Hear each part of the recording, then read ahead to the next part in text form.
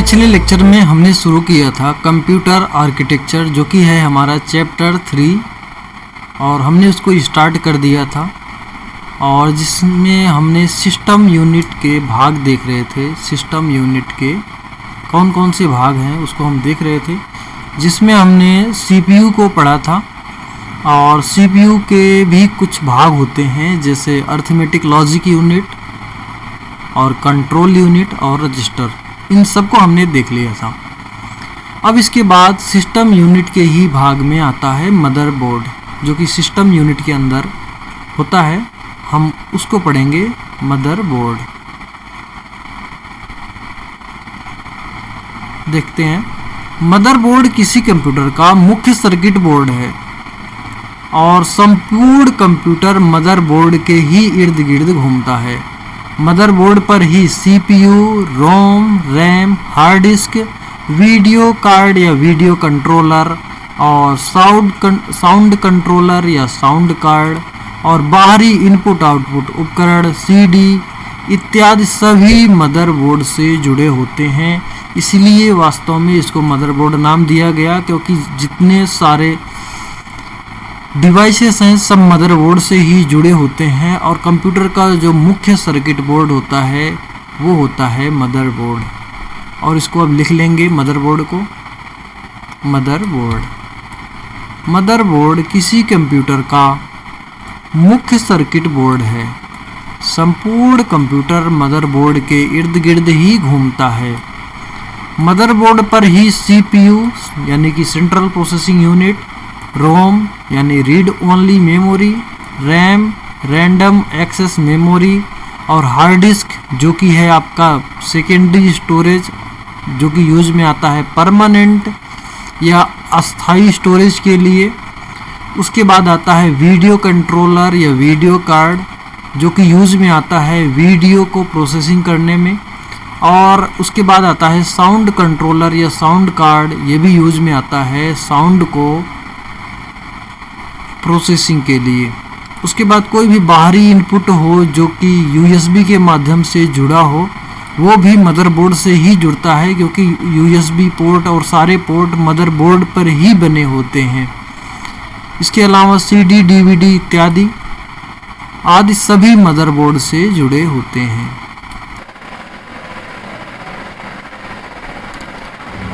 अब आगे देखते हैं बस क्या होते हैं। कई बार आपने सुना होगा सिस्टम बस या बस। मदरबोर्ड पर बने सुचालक तारों का समूह जो कंप्यूटर डेटा तथा संकेतों को कंप्यूटर सिस्टम में एक जगह से दूसरी जगह ले जाता है, कंप्यूटर बस कहलाता है। मदरबोर्ड पर बने सुचालक तारों का समूह जो कंप्यूटर डेटा तथा संकेतों को कंप्यूटर सिस्टम में एक जगह से दूसरी जगह ले जाता है, कंप्यूटर बस कहलाता है। CPU तथा कंप्यूटर सिस्टम के अन्य हार्डवेयर और पेरिफेरल डिवाइस के बीच में निर्देशों तथा सूचनाओं का आदान प्रदान बस से ही होता है। वास्तव में आप किसी भी सर्किट को जब देखते हैं, कोई भी सर्किट हो, उसमें अगर कोई भी इलेक्ट्रॉनिक युक्तियाँ लगी हो, तो उन सब के बीच में तारों का ऐसा कनेक्शन होता है, मेटल का, एक दूसरे से एक जाल से बने होते हैं। इसी जाल को हम बस कहते हैं, जो कि सूचनाओं, इंफॉर्मेशन या इलेक्ट्रिक पल्स को एक जगह से दूसरी जगह पर ले जाता है। इसी को हम बस कहते हैं। और बस यहाँ पे हम देखते हैं, बस दो प्रकार के होते हैं, एक तो इंटरनल बस और दूसरा है एक्सटर्नल बस। इंटरनल बस को कहते हैं सिस्टम बस और एक्सटर्नल बस को कहते हैं एक्सपेंशन बस। बस दो प्रकार के होते हैं, इंटरनल आंतरिक या फिर सिस्टम बस और एक्सटर्नल बाहरी या फिर एक्सपेंशन बस। देखते हैं दोनों की परिभाषाओं को। इंटरनल सिस्टम बस मदरबोर्ड पर लगे उपकरणों के बीच डेटा तथा संकेतों का आदान प्रदान इंटरनल या सिस्टम बस द्वारा किया जाता है। इसमें डेटा हस्तांतरण की गति तीव्र होती है। सिस्टम बस को 3 भागों में बांटा जा सकता है। संकेतों को आदान प्रदान इंटरनल या सिस्टम बस द्वारा किया जाता है। इसमें डेटा स्थानांतरण की गति तीव्र होती है। सिस्टम बस को 3 भागों में बांटा गया है। जो डेटा स्थानांतरण वाला बस होता है इसके 3 प्रकार होते हैं। एक तो होता है डेटा बस, दूसरा है एड्रेस बस, तीसरा है control bus. Data bus use में आता है डेटा स्थानांतरण के लिए। एड्रेस बस होता है यह निश्चित करता है कि किस स्थान पर पहुंचा जा रहा है। यह मेमोरी में स्टोरेज के लिए होता है। जब हम किसी चीज़ को कॉपी करके एक जगह से दूसरी जगह रख रहे होते हैं तो एड्रेस बस बताता है कि सारे डेटा को इस एड्रेस पे रखना है ताकि वो कार्य करने में सक्षम हो, ताकि वो वर्किंग हो। और इसके बाद आता है कंट्रोल बस। मेमोरी व इनपुट आउटपुट को दिए जाने वाला निर्देश कंट्रोल बस कहलाता है।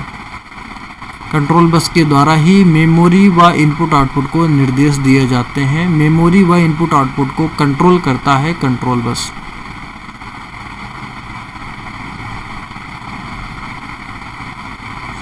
उसके बाद दूसरे नंबर पे पढ़ेंगे एक्सटर्नल या एक्सपेंशन बस। एक्सटर्नल बस कंप्यूटर पेरिफेरल डिवाइस जैसे keyboard, mouse, monitor, printer, hard disk, CD इत्यादि को मदरबोर्ड के साथ जोड़ता है। इसमें डेटा स्थानांतरण की गति अपेक्षाकृत धीमी होती है। आप बाहरी वायर या केबल से, जैसे आप कीबोर्ड को केबल या वायरलेस के माध्यम से जोड़ते हो, माउस को जोड़ते हो, मॉनिटर को वायर के माध्यम से, प्रिंटर को वायर के माध्यम से, एचडीडी, सीडी इत्यादि को आप एक्सटर्नल तौर पर जब जोड़ते हो तो वो वायर जो होता है वो एक्सपेंशन बस कहलाता है और उस वायर की गति इंटरनल बस की तुलना में बहुत ही स्लो होती है। इंटरनल बस वास्तव में बहुत ही फास्ट होते हैं। इंटरनल बस फास्ट होते हैं और एक्सटर्नल बस आपका स्लो होता है।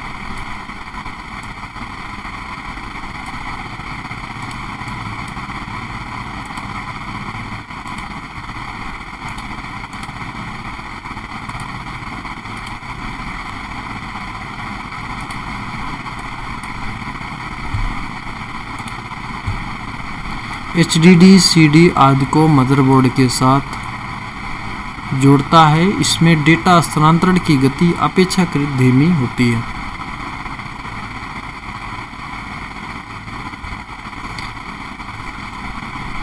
कंप्यूटर आर्किटेक्चर में अभी तक हमने इनपुट यूनिट, आउटपुट यूनिट और सिस्टम यूनिट 3 यूनिट के बारे में देख लिया है। अब चौथी यूनिट के बारे में पढ़ने जा रहे हैं, मेमोरी यूनिट या स्टोरेज यूनिट।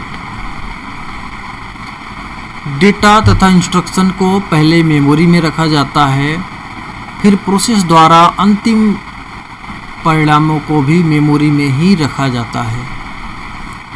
तो बिना मेमोरी के कोई भी इंस्ट्रक्शन का एग्जीक्यूशन नहीं हो सकता है। बिना मेमोरी के इनपुट, आउटपुट और प्रोसेसिंग का कार्य नहीं हो सकता है, क्योंकि इनपुट द्वारा जो भी इनपुट दिया जाता है वो भी एक मेमोरी में अस्थायी तौर पर रखी जाती है। फिर उस इंस्ट्रक्शन को सीपीयू लेता है, अपने रजिस्टर में अस्थायी तौर पर स्टोर करके प्रोसेस करता है, फिर अस्थायी तौर पर ही उसके आउटपुट को रैम में रख देता है। और रैम हुआ और ये रजिस्टर हुआ, ये सब मेमोरी यूनिट के ही पार्ट हैं। बिना मेमोरी के कुछ भी नहीं हो सकता।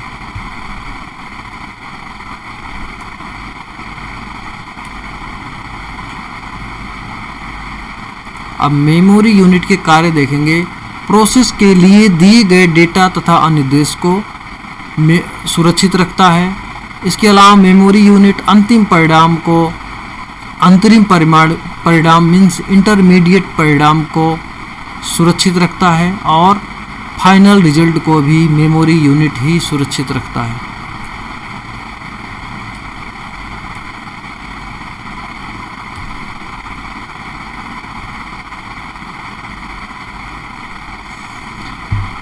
अब मेमोरी यूनिट के प्रकार देखेंगे। वास्तव में मेमोरी को मुख्यतः 2 भागों में बांटा जा सकता है।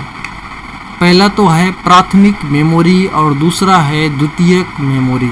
प्राथमिक मेमोरी को मुख्य मेमोरी भी कहते हैं क्योंकि ये सीधा प्रोसेसिंग में ही यूज़ में आती है। और द्वितीयक या सहायक मेमोरी होती है जो स्टोरेज के लिए होती है, परमानेंट स्टोरेज के लिए होती है। मेमोरी को मुख्यतः दो भागों में बांटा जाता है, प्राथमिक या मुख्य मेमोरी, द्वितीयक या सहायक या सेकेंडरी मेमोरी। सबसे पहले पढ़ेंगे प्राथमिक या मेन मेमोरी। यह कंप्यूटर सिस्टम यूनिट के अंदर स्थित इलेक्ट्रॉनिक मेमोरी है। इसकी स्मृति क्षमता कम होती है जबकि गति तीव्र होती है। इसमें अस्थायी निर्देशों को, तात्कालिक परिणामों को संग्रहित किया जाता है। यह अस्थायी वोलाटाइल मेमोरी है। इसमें कंप्यूटर को ऑफ करते ही सूचना या स्टोरेज नष्ट हो जाती है। यह कंप्यूटर सिस्टम यूनिट के अंदर स्थित इलेक्ट्रॉनिक मेमोरी है। इसकी स्मृति क्षमता कम जबकि गति तीव्र होती है। इसमें अस्थायी निर्देशों को, तात्कालिक परिणामों को संग्रहित किया जाता है। यह अस्थायी या वोलाटाइल मीन्स जिसको आसानी से मिटाया जा सके, वोलाटाइल मेमोरी होती है जिसमें कंप्यूटर को ऑफ करते ही सूचना स्टोरेज नष्ट हो जाती है। और डेटा तथा अनुदेशों को प्रोसेस करने से ठीक पहले प्राइमरी मेमोरी में अस्थायी रूप से रखा जाता है। अंतिम परिणाम तथा आउटपुट को प्रदर्शित करने से पहले प्राथमिक मेमोरी में स्टोर किया जाता है। लिखेंगे डेटा तथा इंस्ट्रक्शन या आदेश को। अच्छा, डेटा और अनुदेश, कई बार ये जिक्र आता है डेटा और अनुदेश। डेटा क्या होते हैं, अनुदेश क्या होता है? डेटा वो होता है जो हम माउस या कीबोर्ड द्वारा इनपुट कराते हैं। अनुदेश होता है सॉफ्टवेयर या प्रोग्राम या इंस्ट्रक्शन सेट। तो डेटा तथा अनुदेश को प्रोसेस करने से ठीक पहले प्रारंभिक मेमोरी में अस्थायी रूप से रखा जाता है। अंतरिम परिणामों को तथा आउटपुट को प्रदर्शित करने से पहले प्राथमिक मेमोरी में स्टोर किया जाता है। प्राथमिक मेमोरी के उदाहरण हैं रजिस्टर, कैश मेमोरी, रैम, रोम। यहाँ पे रोम भी एक प्राइमरी मेमोरी की श्रेणी में आता है, पर रोम एक अस्थायी मेमोरी होती है।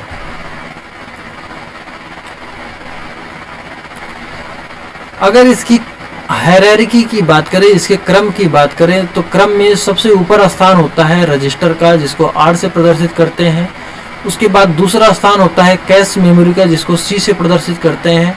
उसके बाद फिर रैम का स्थान आता है, जिसको पूरा लिख देते हैं RAM, रैम और रजिस्टर। उसके बाद कैश मेमोरी, उसके बाद आता है रैम।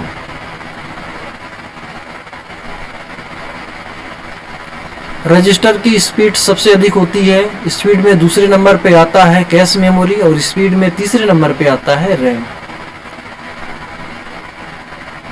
और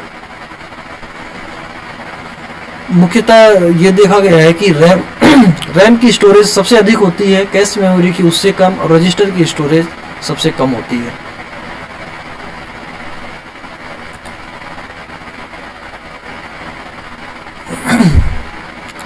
उसके बाद हम देखेंगे द्वितीयक या सहायक मेमोरी। डेटा तथा सॉफ्टवेयर तथा अंतिम परिणाम को द्वितीयक मेमोरी में अस्थायी रूप से संग्रहित करते हैं। यह अस्थायी मेमोरी नॉन वोलाटाइल मेमोरी, जिसे डिलीट नहीं किया जा सकता, होती है और कंप्यूटर बंद होने के बाद भी इसमें डेटा सुरक्षित रहता है।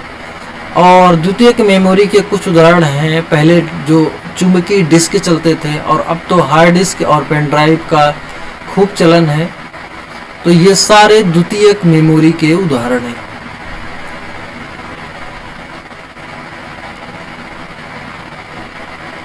इस वीडियो में बस इतना ही। अब हम पढ़ेंगे पर्सनल कंप्यूटर को अगले लेक्चर में। द्वितीयक या सहायक मेमोरी के लिख लेंगे डेटा, सॉफ्टवेयर तथा अंतिम परिणामों को द्वितीयक या अस्थायी रूप से संग्रहित करते हैं। यह अस्थायी मेमोरी नॉन वोलाटाइल मेमोरी है। कंप्यूटर बंद होने के बाद भी इसमें डेटा सुरक्षित रहता है। ये नॉन वोलेटाइल का मतलब होता है कि ये अपने आप डिलीट नहीं होंगी, पावर कट भी हो जाए फिर भी ये डिलीट नहीं होंगी जब तक कि इसको डिलीट ना किया जाए। इसके उदाहरण हैं चुंबकीय disk, hard disk, pen drive इत्यादि। इसके बाद अगले वीडियो में हम शुरू करेंगे चैप्टर 4 जो कि है आपका पर्सनल कंप्यूटर।